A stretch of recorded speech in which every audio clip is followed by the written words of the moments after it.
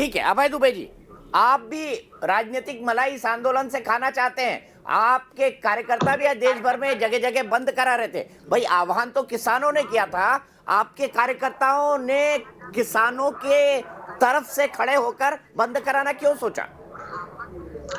देखिए, याद रखिए आप 2014 में जब मोदी सरकार भूमि के खिलाफ, भूमि के उचित मुआवजे कानून के खिलाफ एक के बाद एक 3 अध्यादेश लाई थी, तो सारे मंत्री इसी प्रकार तर्क दे रहे थे और किसानों के साथ दृढ़ता से कांग्रेस पार्टी और पूरा विपक्ष खड़ा हुआ और मोदी सरकार को झुकने को बाध्य किया।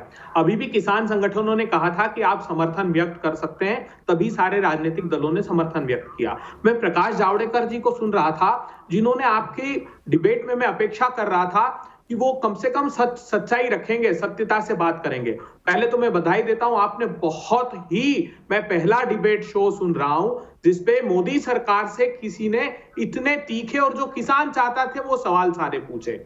मैं प्रकाश जावड़ेकर जी को 2-3 उदाहरण सिर्फ छोटे छोटे देना चाहता हूं भाजपा को। उन्होंने कहा कि शरद पवार जी ने कानून आगे बढ़ाया और सारे राज्यों को कहा कि आप इसे लागू कीजिए। नहीं प्रकाश जावड़ेकर जी, वो एपीएमसी एक्ट का मॉडल एक्ट था 2003, जिसे अटल बिहारी वाजपेयी जी की सरकार लाई थी। उसके बाद अटल जी की सरकार ने और कांग्रेस की सरकार ने सारे राज्यों को कहा कि आप इन रिफॉर्म्स को लागू कीजिए, क्योंकि रिफॉर्म्स से किसी को परहेज नहीं है। और वो जो कह रहे थे 6 प्रकार के रिफॉर्म्स थे जिनको कम से कम 20 से 25 राज्यों ने लागू किया। फिर मोदी सरकार को ऐसी क्या पड़ी थी कि वो रातों रात अध्यादेश लेकर आई और ये काले कानून थोप दिए, जबकि एग्रीकल्चर, जैसे अभी सरदार जी हमारे कह रहे थे कि वो स्टेट सब्जेक्ट है। मैं विनम्रता से कहना चाहता हूं, आपने एमएसपी पर बड़ा प्रश्न किया, वो एमएसपी के प्रश्न को टाल गए क्या कहकर मैं बताता हूं।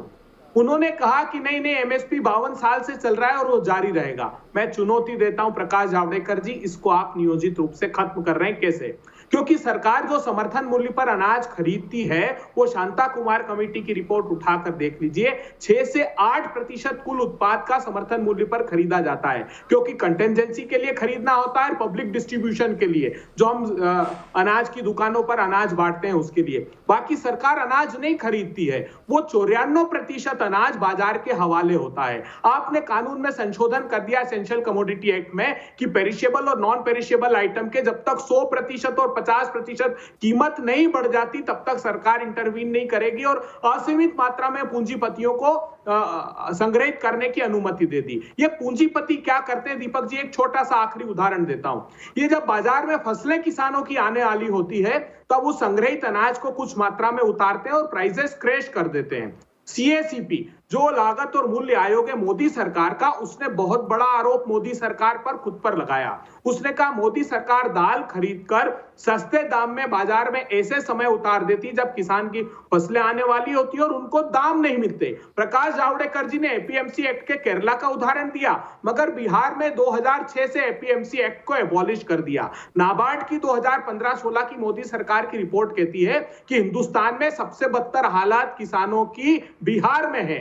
बिहार में 9600 मंडियां थी, प्रोक्योरमेंट सेंटर्स थे सरकारी खरीद के 15-16 में। मैं आपको रोक नहीं रहा हूं, मैं आपको अभय जी रोक नहीं रहा हूं, लेकिन आप भी न्याय नहीं कर रहे हैं, आप न्याय नहीं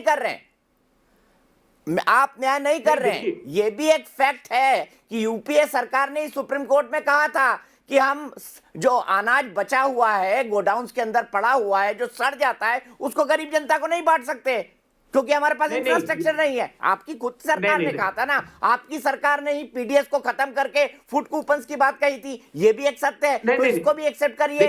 इसी रिफॉर्म को आप खुद लेकर आने वाले थे, लेकिन बीजेपी सरकार लेकर आई है, तो आप दाएं बाएं से उसमें मीन मेक निकाल रहे हैं। इसी पर मैं हरवीर सिंह जी के पास जाऊंगा, लेकिन ये एक हकीकत है कि नहीं है?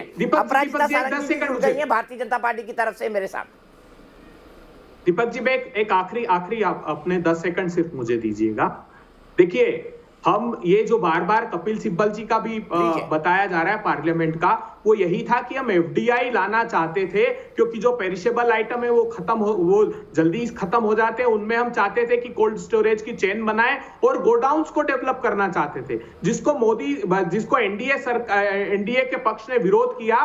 एक कानून का उदाहरण दे दे मोदी सरकार जिसमें यूपीए की सरकार ने स्टेक होल्डर और प्रतिपक्ष को विश्वास में लेकर कानून नहीं बनाया। अगर 2004 में शरद पवार जी ने ये कहा तो हमने कानून नहीं सर, इस बनाया। कानून के बनने की बातचीत भी आप ही के टाइम शुरू हुई थी ना, ये एक फैक्ट नहीं है क्या? अभय दुबे जी, मैं अब रुक जाइए, आपने 10 की जगह 40 सेकंड ले लिए, मैंने आपको टोका नहीं।